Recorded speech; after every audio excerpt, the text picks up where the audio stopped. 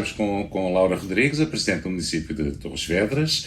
Primeira mulher a ser Presidente do município de Torres Vedras. É logo um bom princípio. Laura, como é que foi ser Presidente do município de Torres Vedras? Foi uma escolha? Era um objetivo de vida? Não. Não. Não era objetivo de vida, não era nada que estivesse nos meus planos. Eu estava como vereadora e, portanto, continuaria como vereadora e vice-presidente, não é? Portanto, que era aquilo que aconteceu no tempo do Cais Bernardes, portanto, no mandato em que estava do Cais Bernardes. Portanto, era vice-presidente e não esperava nunca vir a ser presidente. E, portanto, a lógica era que o Carlos continuasse e, portanto, aquilo que tínhamos combinado era exatamente isso, não é? E se recandidatasse? O Carlos recandidatava-se, não é? Aliás, foi feita a apresentação e tudo ainda, creio que já não me lembro se março e abril, e foi feita exatamente essa apresentação. O Carlos recandidatava-se e, portanto, eu continuava no mesmo lugar como vice-presidente e era essa a minha perspectiva para o mandato a seguir, que é este em que estou. Que é este em que está. E, portanto, terminaria agora em 25. Foi uma fatalidade. Sim. Sim. E como é que foi o assumir a Câmara nessas circunstâncias? Até porque Carlos Bernardes era uma pessoa que as pessoas gostavam, independentemente de tudo o resto não é a parte que me interessa, mas as pessoas gostavam imenso. Como é que foi assumir a Câmara? Foi difícil. Foi difícil, quer dizer, foi uma coisa que naquele momento, pronto, tinha que ser e, portanto, andava, não é? Mas difícil, sem dúvida nenhuma, porque era uma coisa completamente inesperada e numa situação completamente crítica e difícil, não é? Portanto, o Carlos Bernardes é naturalmente uma daquelas pessoas insubstituíveis pela sua forma de estar, pelo seu gosto. O Carlos tinha um gosto muito grande em ser Presidente de Câmara, tinha um gosto muito grande no serviço público e, em particular, em ser Presidente de Câmara era aquilo que ele tinha, que eu via mesmo que era aquilo que era a principal ambição dele. E, portanto, uma pessoa completamente insubstituível e muito difícil para mim, naturalmente. Portanto, numa situação em que todas as pessoas aqui estavam muito pesarosas, por aquilo que aconteceu e da forma como aconteceu, e, portanto, lidar com essa situação de depressão, foi uma situação de depressão aqui relativamente aos colaboradores da Câmara Municipal, por um lado, e por outro lado relativamente a muitos municípios, não é? E, portanto, foi tentar levantar realmente a moral durante aqueles tempos para que as coisas pudessem ser encaradas já numa perspectiva de entusiasmo. Vamos em frente e vamos continuar a trabalhar. Laura Rodrigues assume a presidência e aí levanta-se um problema, era a voz corrente. Desta vez vão perder uma mulher ainda por cima a tomar conta do município, isto não vai correr bem. Foi assim que foi encarada essa situação?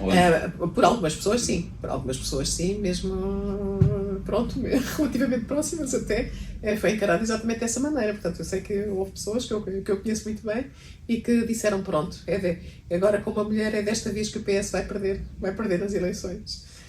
E o PS perderia as eleições por ser uma mulher ou por não ter projetos? Se tinha projetos, ser uma mulher ou um homem é importante. Sim, mas havia e continua a haver, portanto continua a haver, não só aqui em Torres, mas no país de uma forma geral, a ideia de que realmente um Presidente de Câmara tem competências que as mulheres não têm. Que as mulheres em princípio não abraçam. Como por exemplo? Há muitas situações. Uma das coisas que perguntavam é assim: e então agora quem é que vai às obras? E quem é que vê as obras? Pronto, como se uma mulher não pudesse ir às obras e ver as obras e ter opinião sobre aquilo que estava a fazer, não é? Ou sobre os projetos que são apresentados para as obras que vão ser feitas. Portanto, essa era uma das coisas em que era mais notório aquilo que aparecia. As mulheres estão mais para as áreas sociais, mais para coisas ligadas à educação, mesmo na cultura, portanto é perfeitamente aceitável. Coisas relacionadas com as obras. Havia muitas pessoas, e muitos homens sobretudo, que tinham esta dificuldade de perceber, e as estradas, e agora quem é que vê as estradas? Como se não houvesse depois técnicos, não é? Que são sempre os responsáveis pelo trabalho que é de natureza técnica. Depois acaba por ir a eleições, ali um pouco a seguir, não é? Mesmo com esses condicionalismos ou com essas ideias todas, e tem maioria absoluta. Qual foi o sentimento? Foi de grande satisfação. Grande satisfação. Por um lado, porque efetivamente ia contra tudo aquilo que tinha sido dito nesse aspecto. Não é? Agora, como uma mulher, é que perdemos as eleições. Pronto, ia contra os velhos do Restelo. Depois, por outro lado, por ser a primeira mulher também a assumir este cargo aqui no nosso município. Foi importante para mim e creio que é muito importante, continua a ser muito importante como exemplo para as mulheres mais novas e mesmo para as meninas, porque ao longo do mandato foi completamente notório que fazia diferença relativamente às raparigas e mesmo às mais pequenas, perceberem que uma mulher pode ocupar aquele cargo que elas normalmente viam como um lugar que era de um homem. Inalcançável. Exatamente. E, portanto, para elas foi... Sim, afinal, é possível. E eu disse a muitas. Mudou também. Alguma coisa no Conselho? Muda sempre. A visão é diferente, sim, claro. As políticas são as mesmas, a visão é diferente, a forma de ver as coisas. O que é que alterou? Quais foram as grandes mudanças para o Conselho de Torres Vedras? Não tivemos propriamente, portanto, ao longo deste mandato, não tivemos mudanças que fossem assim coisas impactantes tão significativas, porque nós assumimos que realmente havia um legado e havia um trabalho de continuidade que deveria continuar a ser feito, não é? Portanto, um investimento quer em áreas muito diferentes umas das outras, mas que deveria ser continuado. O que não significava que não íamos ter mais projetos para acrescentar àqueles que já vinham de trás. E, por exemplo, relativamente à educação, na educação o investimento foi efetivamente muito, muito significativo, não só naquilo que é visível, mas no invisível também, portanto, não só em termos de obra, que há muitas, estivemos numa delas a semana passada. É a terceira, exato, é a terceira que será inaugurada durante este mandato, a Escola da Silveira.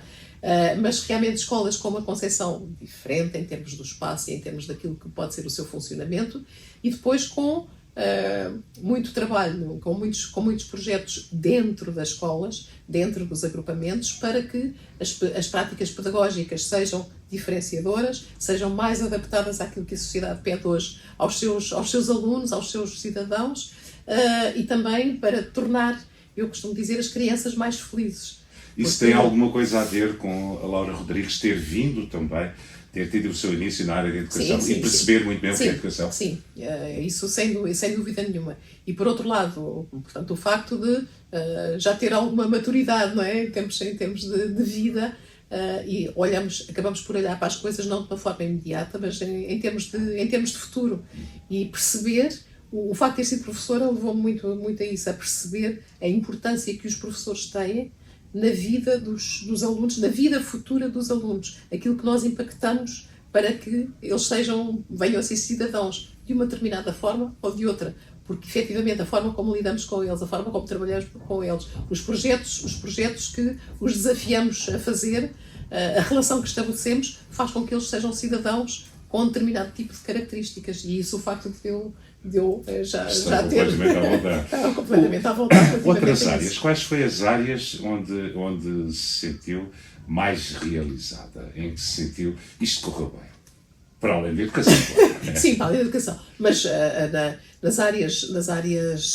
na área cultural de uma forma geral, portanto nós diversificámos imenso aquilo que era o nosso trabalho nas áreas culturais, diversificámos, descentralizámos e trouxemos as comunidades de cada uma das nossas freguesias. Tudo aquilo que era, muitas vezes pensávamos, estamos a investir demasiado dentro de Torres, a investir demasiado e a fazer demasiado... E era verdade. Em termos culturais, as coisas estavam demasiadamente centradas em Torres, e era importante realmente trazer as comunidades de fora de Torres para as atividades de natureza cultural. Levar e colher das próprias comunidades fora de Torres aquilo que eram as suas possibilidades de participação e de fruição de atividades de natureza cultural. E isso foi muito... Durante este mandato fizemos isso, temos feito isso com muita cuidado. Eu vejo, todos nós vemos a oposição com uns cartazes enormes pelas nossas estradas aqui do Conselho, a dizer que na habitação o município perdeu imensas oportunidades, perdeu imenso dinheiro, por aí fora.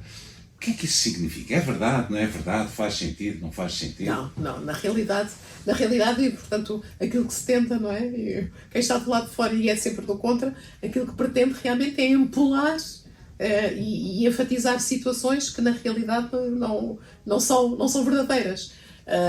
Portanto, da nossa parte, houve até um empenho muito significativo para que, em termos habitacionais, pudesse haver quem fizesse investimento juntamente com o município e que pudesse realmente concretizar aqui uma série de fogos aqui no nosso território.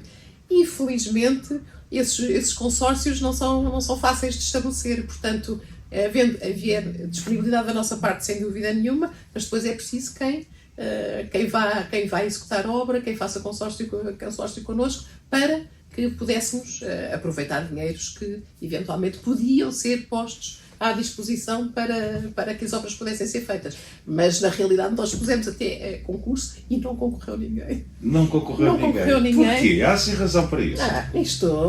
A construção está difícil, não está difícil. Está difícil. Os construtores estão todos ocupados. Estão todos ocupados e os preços a que as obras públicas ou enquadradas dentro, por exemplo, do PRR, em termos de habitacionais, aqui no nosso território, os preços base são preços base muito inferiores àquilo que são os preços atuais em termos de mercado. Portanto, se uma empresa de construção estiver a fazer para venda própria aqui no nosso território, vende com preços muito acima daquilo que eram os preços estabelecidos como indicadores nos E há forma de dar a volta a isso? Não é fácil. A questão habitacional não é fácil nem aqui, nem em sítio nenhum.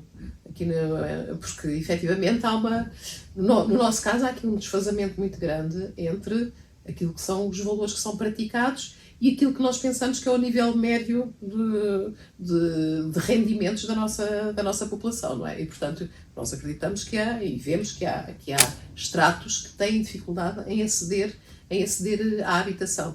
E, portanto, tem que haver, efetivamente, em termos nacionais, medidas que sejam verdadeiramente incentivadoras para que quem está na área e os municípios possam realmente fazer a construção de habitação, mas a preços que compensem quem vai construir, não é? Portanto, aqueles que possam trabalhar connosco e quem vai comprar, não é?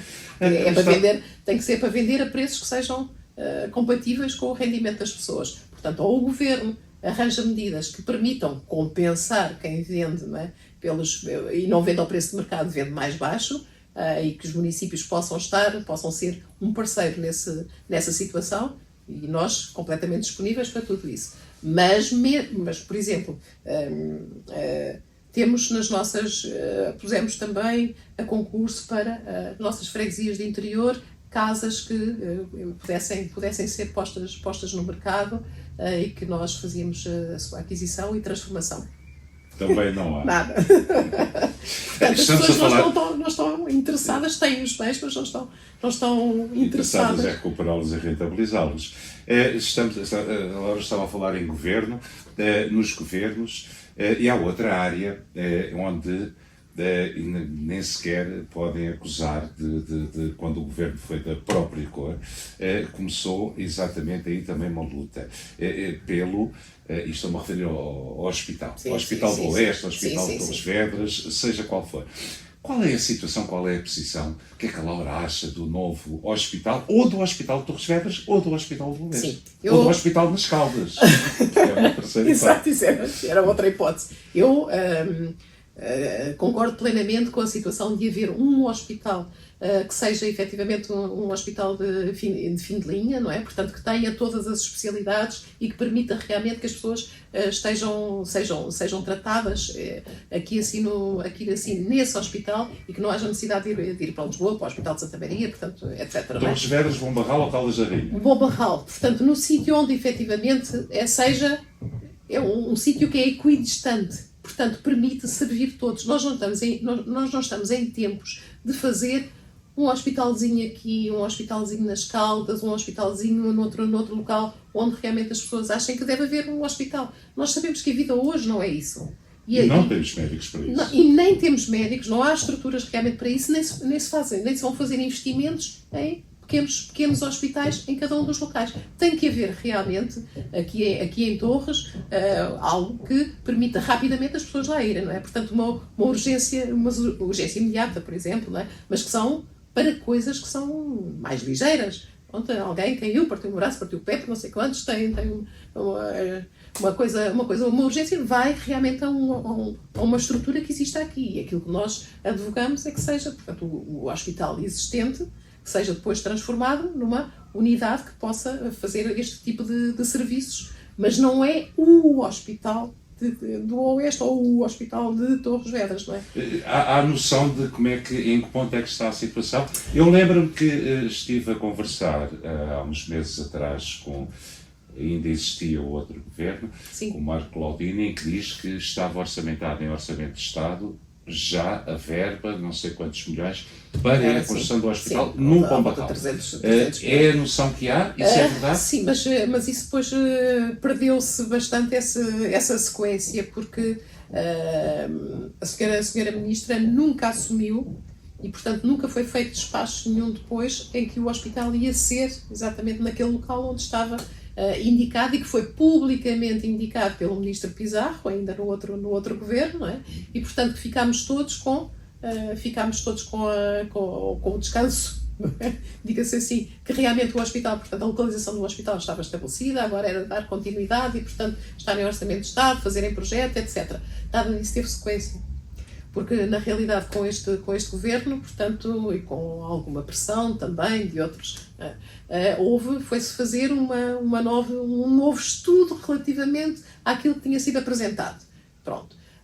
E depois a senhora Ministra disse que, olha, isto realmente não tinha ficado, o Ministro Pizarro não deixou um despacho mas a verba foi orçamentada. Mas a verba foi orçamentada. E não houve mais nada até agora. E a senhora Ministra, a última vez que eu falei com ela, e portanto já há uns meses bons, não é? Antes do governo ter caído, a referência foi que portanto a decisão não estava ainda tomada e portanto eu sei que o Primeiro-Ministro tinha que tomar a decisão e tínhamos que aguardar. Portanto, nem o Ministro Pizarro fez o despacho que devia ter feito para ficar formalizado que o hospital era a localização que ele anunciou publicamente portanto ficaria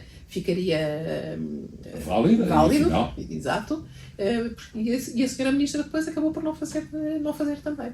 E, portanto, aguardamos as cenas dos próximos capítulos, que serão já de seguida. Por falar em aguardar as cenas dos próximos capítulos, é o que toda a gente fala.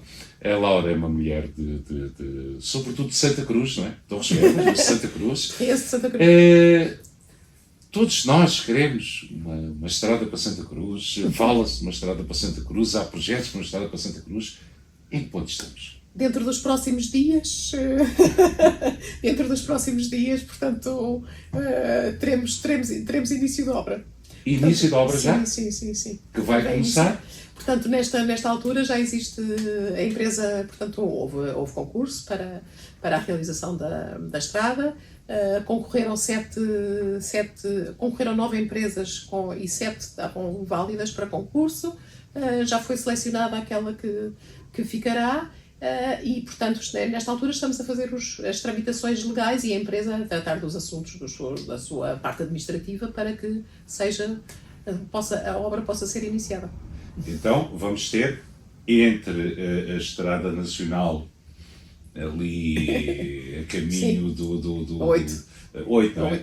A Estrada Nacional 8 e irá também até às Palheiras. Até sensivelmente à zona da Campo Oeste. Portanto, as Palheiras, mas é sensivelmente ali até à zona do Casal do Marco. E segunda fase? Segunda fase queríamos ainda lançar o concurso para projeto ainda dentro deste mandato. Vamos ver se o conseguimos, porque pronto, é preciso... Há financiamentos? Há apoios? Não. Para essa segunda fase ainda nada. Portanto, o concurso que teremos que lançar para fazer o projeto não tem qualquer financiamento e é será às custas do município. Então, será seguro feito. a estrada para Santa Cruz Seguro, vai começar a ser construída. Esta parte tem 300 dias de obra para que consiga estar concluída dentro daquilo que são os prazos de PRR, que é o 30 de junho de 2026. Portanto, 300 dias, a empresa tem... Isso fazia parte do caderno de encargos e quem concorreu sabia que era para 300 dias e, portanto, tem a obrigação de o fazer. Uma pergunta que eu gostava de fazer, porque também há uns anos que resido numa das aldeias do concelho, das muitas, 100 e qualquer coisa aldeias do concelho de Torres Vedras, prende-se com transportes. As pessoas das aldeias queixam-se de que há poucos transportes públicos para a sua aldeia ou da sua aldeia para a cidade. Por isso, grande parte das vezes, têm de trazer o carro para a cidade e depois não têm condições, porque são carros a mais dentro da cidade, ao mesmo tempo parados. Por outro lado, a empresa que concessiona os transportes também não tem possibilidades de responder a muito mais.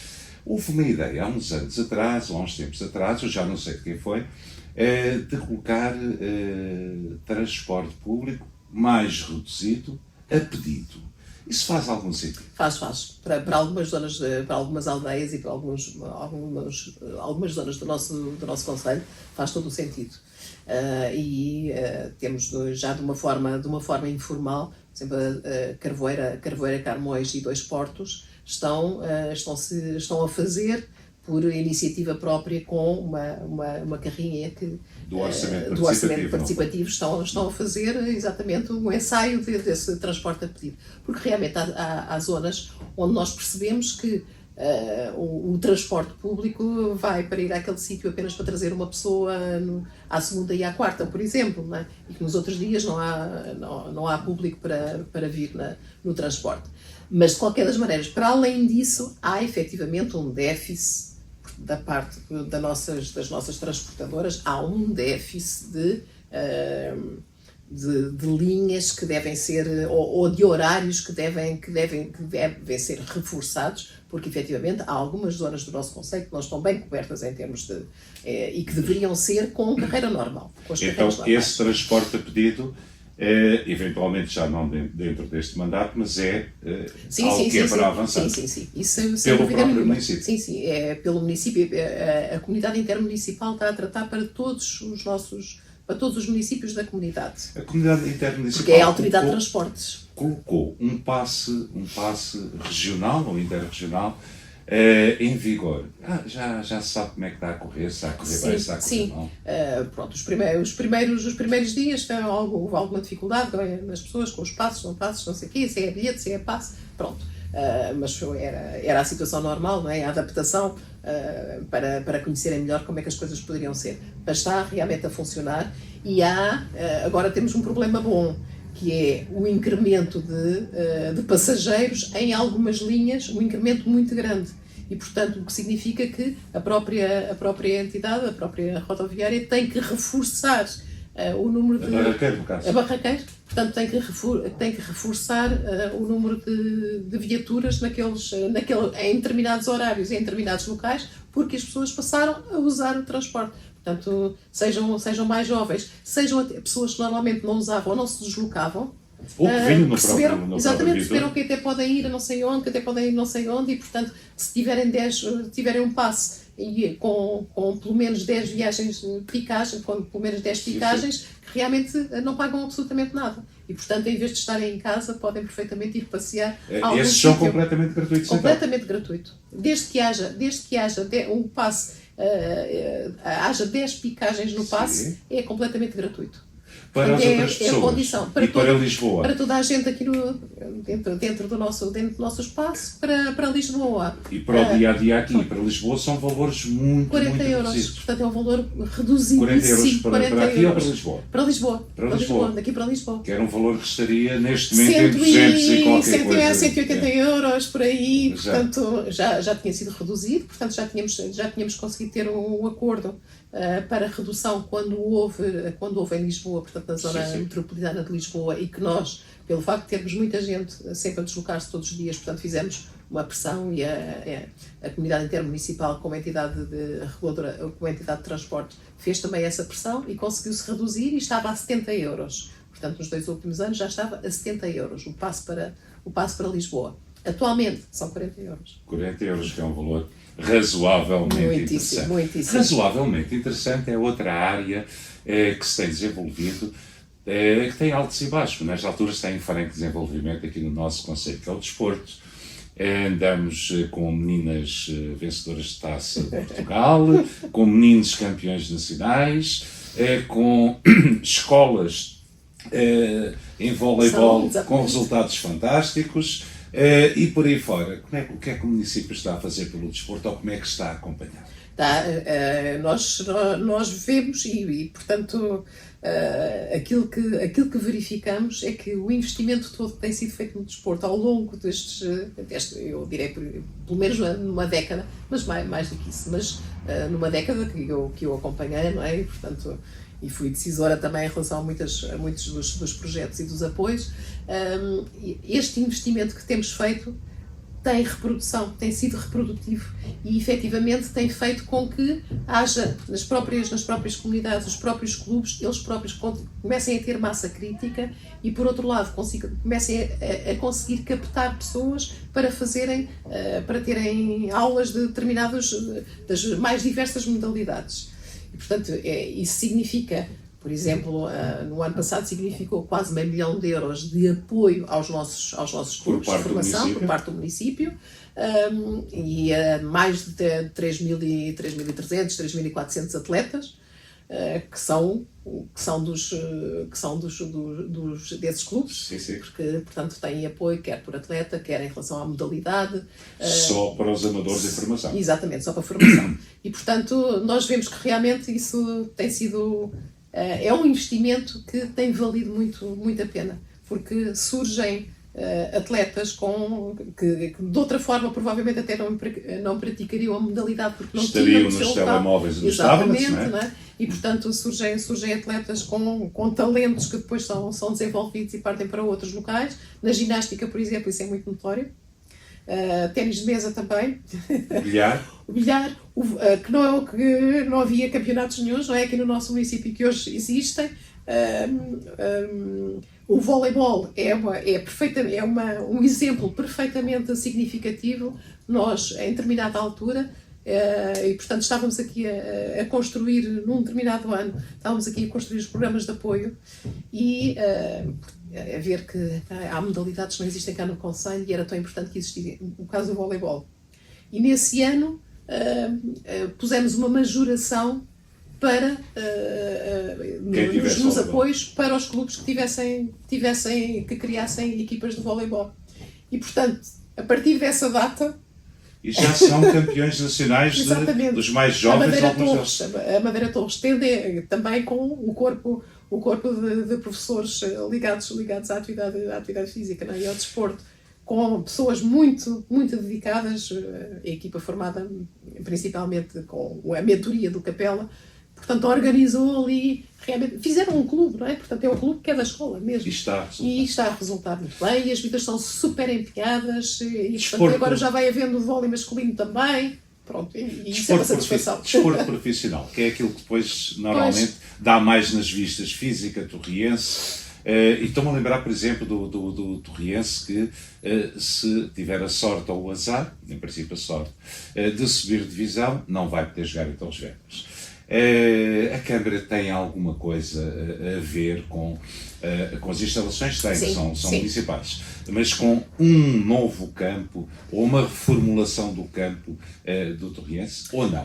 Bem, faz parte dos objetivos. Aquilo que nós queríamos muito, realmente, era poder ter capacidade para fazer investimentos em espaços que são verdadeiramente municipais. Nós sabemos que o SCUT só existe hoje e que o Estádio Manuel Marques só existe hoje porque a Câmara, em determinada altura, quando os espaços foram à praça, não é? os comprou. E, portanto, convém a gente não esquecer desse pequeno pormenor, porque senão já nem Estádio Manuel Marques existia, nem o Escudo provavelmente também teria sido reduzido a uma dimensão que hoje efetivamente praticamente não existiria.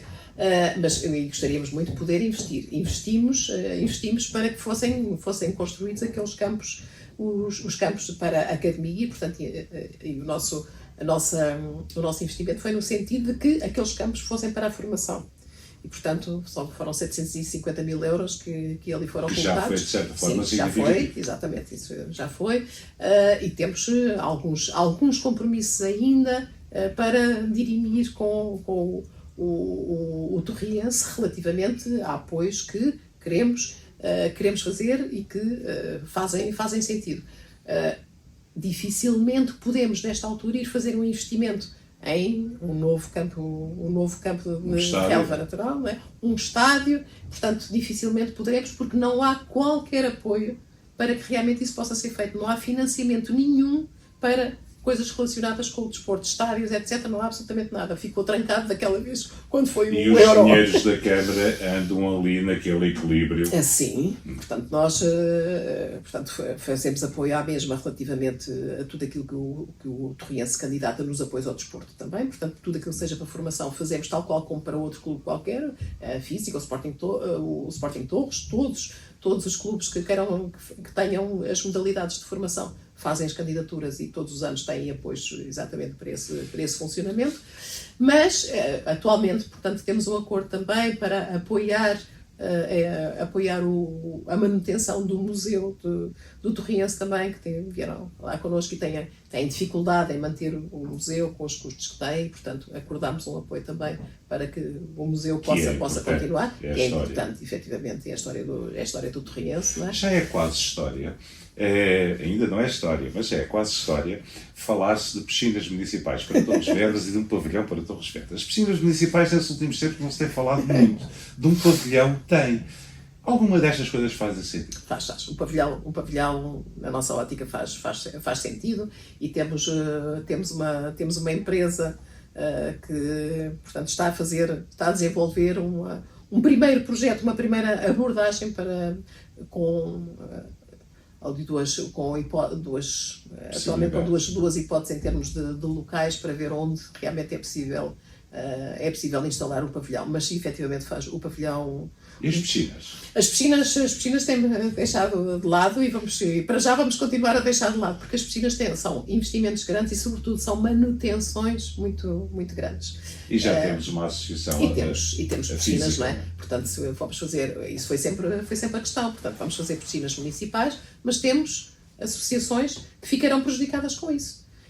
A Física ficaria prejudicada, portanto, nós contratamos à Física todas as atividades de natação dos miúdos são contratadas à Física, e isso significa bastante dinheiro, é um peso significativo para o orçamento da Física, não é? para o seu funcionamento e para a manutenção das piscinas. Em outros casos a mesma coisa, portanto temos ali do outro lado também as piscinas das cunhados para funcionamento. No fundo, nós chegamos a falar de coisas que foram feitas, algumas que são projetos. O que é que Laura Rodrigues gostaria de fazer ainda, caso fosse eleita, caso consiga vencer as próximas eleições e continuar a ser Presidente? O que é que gostaria de fazer para o futuro? O que é que falta fazer? Investimentos na área da saúde são os primordiais. Por um lado, dar continuidade, e portanto está em marcha o projeto do campus de saúde no Barro com a Faculdade de Medicina. Esse é um projeto que eu gostaria muito que realmente pudesse avançar. Sabemos que é um projeto que não fica pronto num ano, 2, etc. Portanto, é um projeto de longo prazo. Mas esse já está a avançar. Está a avançar. O que nós queremos agora é a fase da concretização realmente daquele projeto, porque esse fará toda a diferença aqui para o nosso concelho, porque é a atração de gente especializada para vir trabalhar para ali, para vir investigar no nosso território. Isso significa que mais pessoas conhecem o nosso concelho, mais pessoas a viver no nosso concelho, mais turismo. Portanto, O facto de outras pessoas conhecerem chama outras para visitar o nosso espaço, o nosso território, e, portanto, faz verdadeiramente a diferença. E dá notoriedade em termos nacionais e internacionais. Uma faculdade de medicina. Claro, uma faculdade de medicina. Então, Investigação de caráter internacional, não é? Com investigadores que podem ser investigadores nacionais ou internacionais. Faz muita diferença no. E o projeto com o IPL, também na área da saúde, Sim, está a avançar? Está a avançar. Portanto, Vai mesmo ter alunos já no próximo ano letivo? Não é o próximo ano letivo, que não está pronto no próximo ano letivo. Tem que ser para o outro. Mas no 26, portanto este é o 25, 26, no 26, 27 está preparado para receber 200 e tal alunos. Mas em que áreas? Saúde. Portanto, eles estavam em avaliação e em pedido ao Ministério para a abertura dos cursos, mas aquilo que queríamos, portanto, e aquilo que fomos falando, licenciaturas na área, por exemplo, da estética médica, por outro lado também, portanto, naquilo que são a ligação entre as engenharias e a medicina, as bioengenharias. Portanto, são importantes também. Penso a enfermagem está no interrogação, porque a enfermagem é normal, eles não queriam pôr em confronto com outras escolas do Politécnico de Leiria que têm enfermagem também. Mas, cada dia é um dia. Está a andar. E é isso. Para além destes dois projetos na área da saúde, grandes projetos, mais alguma coisa? Nós queremos realmente conseguir avançar com as estruturas privadas que existem aqui no nosso concelho e mantendo-se aquilo que foi a intenção do último governo, de poder haver as unidades de saúde modelo C, que conseguíssemos com os privados, com quem temos trabalhado e com quem temos a Essas relação. unidades é com as IPSS? Pode ser com a IPSS ou podem ser com outros privados. E, portanto, há outras entidades privadas aqui que têm interesse para o efeito. E, portanto, isso permitir-nos-ia, com brevidade, ter, por exemplo, 3 unidades de saúde modelo C que cobririam o resto, tudo aquilo que são os utentes que não têm médico de família. Portanto, que são 30, 40 mil à volta disso. Portanto, com a instalação, com o barro, portanto, com o projeto do barro, conseguiremos uma unidade de saúde familiar modelo C. Portanto, aí já teremos cerca de 10 mil.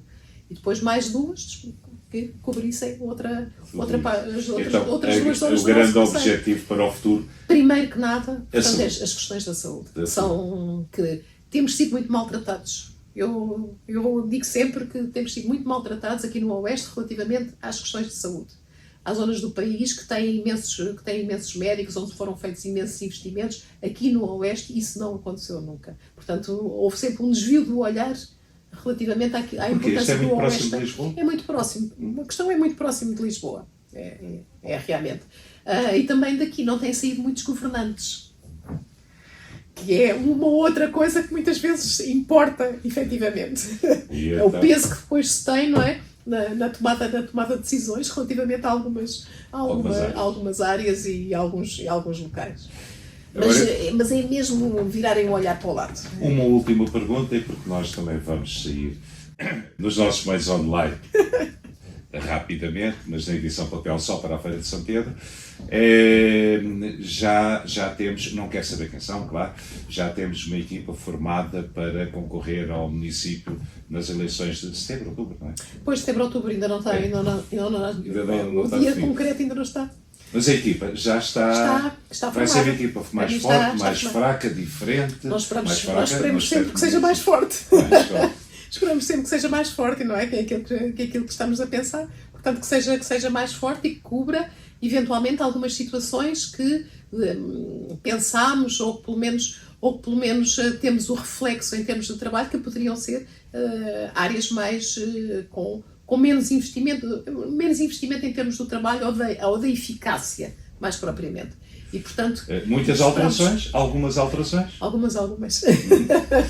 Nas freguesias também? Nas freguesias também está tudo, já está tudo coberto, portanto todas elas já têm o seu candidato ou candidata. Felizmente vamos ter mulheres também, porque no último mandato os cabeças de lista, os presidentes junta. Perderam a Presidente Natalina, não foi? Exatamente, havia a Natalina anteriormente, portanto, e depois eram apenas homens. Felizmente nesta temos cabeças de lista também mulheres. Já faz alguma modificação outra vez, o que é muito bom. Tivemos uma conversa que andou pelo Conselho, andou por aquilo que se faz e, eventualmente, também mais coisas vão ser apresentadas nos próximos dias. Não vale a pena estar, tudo vale a pena, mas não vale a pena, não queremos estar a entrar por elas já. Sim, ainda não é o momento. Na altura própria, cá estaremos para isso também. Desejar as maiores felicidades, bom trabalho, porque Obrigada. Bom trabalho para Laura Rodrigues é bom trabalho para o Conselho. É de certeza para quem cá absoluta, vive de e para os certeza municípios. absoluta. Obrigada. Então, Obrigada. Obrigado.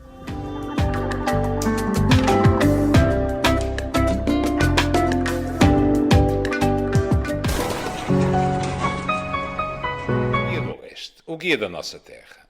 Torres Vedras em papel ou online na internet. Tem tudo o que procura. De forma simples e cómoda, colocamos Torres Vedras disponível para o mundo. O seu cartão de visita, a sua informação ao alcance de toda a gente. Guia do Oeste. Basta procurar e com uma relevância fantástica encontra em segundos tudo aquilo que procura. Guia do Oeste. Se é importante, está aqui, no seu guia. Guia do Oeste.